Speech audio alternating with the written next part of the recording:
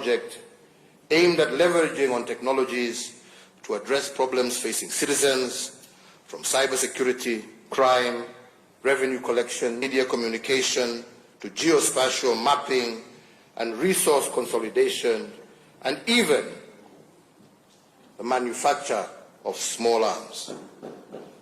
My government led by ICT and innovation in overall national development.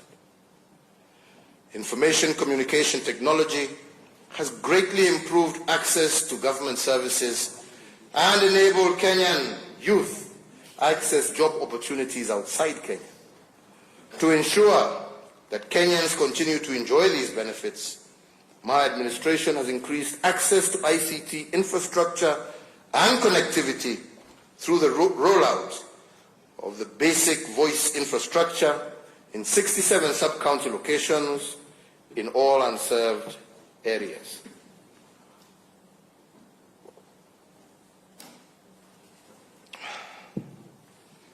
To improve access to information and e-government services, my administration has also established 135 constituency innovation hubs across the country. Honourable Speaker, functions as President, I am also requested to submit a report for debate in the National Assembly on the progress made in fulfilling the international obligations of the Republic.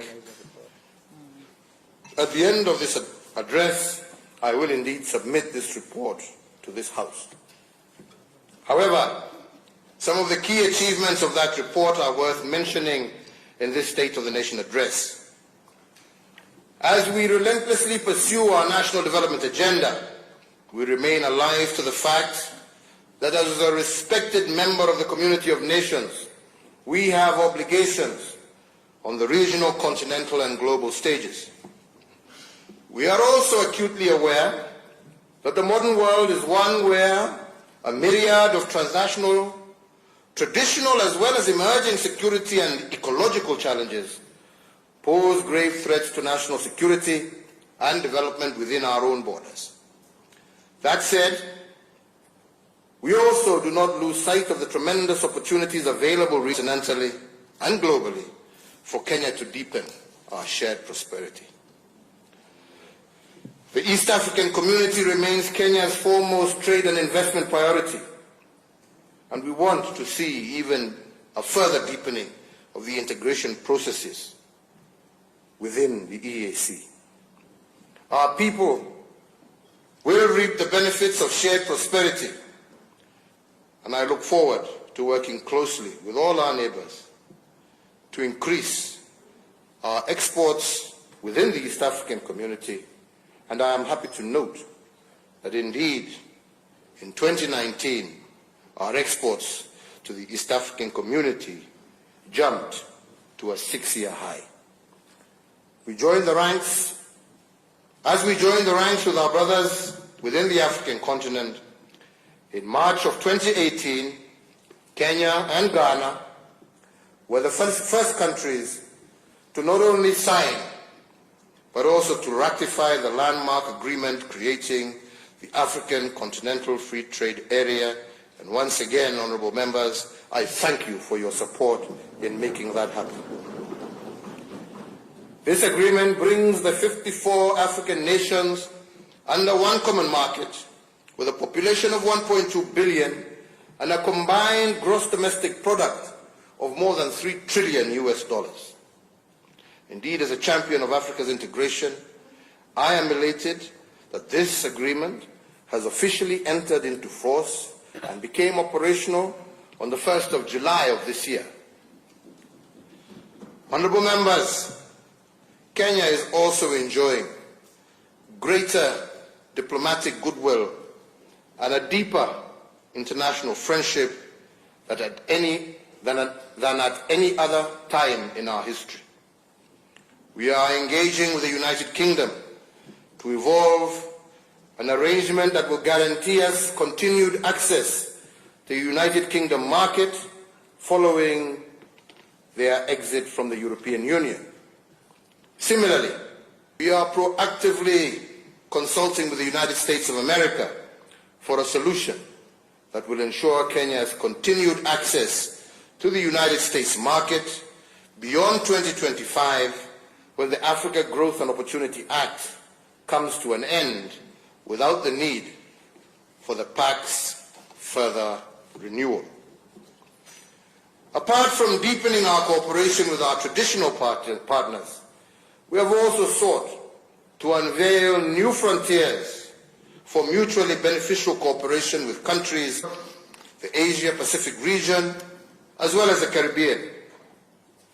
I am pleased to report to this House that last year Kenya assumed the presidency of the Organization of African and Caribbean and Pacific States for the period of 2019 to 2023. Based on our strong conviction that we should leverage on our rich experience and leadership to articulate Africa's issue in the global arena, we offered also our candidature for the non-permanent seat at the United Nations Security Council for the period 2021-2022. We obtained the overwhelming endorsement by the African Union, which was reaffirmed during the 33rd Ordinary Session of the Assembly of Heads of State and Government that took place in Addis Ababa in February of 2020. And I am pleased to report that when elections were held in June this year, Kenya was elected as a non-permanent member of the UN Security Council for that period of 2021-2022. Being a member of the most influential body of the United Nations gives Kenya an opportunity to play a more significant role in the pursuit of peace and security. And I wish to thank the African Union for its support, as well as the many friendly nations across the world who voted for us, for this is indeed a big win for Kenya and Africa. Honorable members, I will conclude my remarks today by touching on the deliberate steps that we have taken to place greater national unity, inclusivity, peace, and reconciliation. In March of 2018, the former Prime Minister, the Right Honorable Raila Amolo Odinga, and I launched the Building Bridges to a New Kenyan Nation initiative.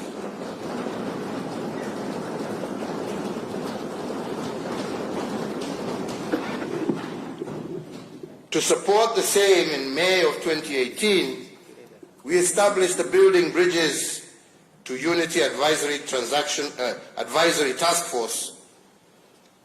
And this task force has now completed its work and submitted its report, a report which has elicited great public debate. The report extensively challenges and makes robust and comprehensive practical recommendations to address them. Indeed, as we progress to the next phase of this, I urge all Kenyans to consider the recommendations therein.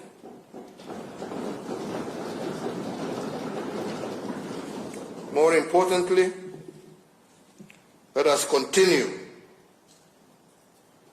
to address ourselves to these issues with a view to effecting far-reaching changes that will address the perennial challenges that we have faced as a nation, the challenges of negative ethnicity, inclusion, equitable development, and indeed our fight against corruption. Honorable speakers, honorable members, fellow Kenyans, like Moses in the Bible, who sat at the top of Mount Nebo and saw the future that the people of Israel were about to cross into the promised land, I too have seen our future. This is what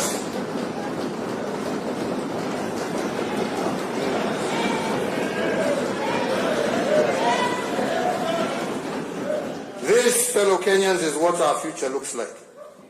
A Kenya where no one will ascend to a high public office on account of their tribe. A Kenya where no capable person will wallow in poverty because of poor governance. A Kenya where our potential as a people will be exploited for the greatness of our nation. A Kenya where we will all share equitably in this prosperity of our nation. I believe the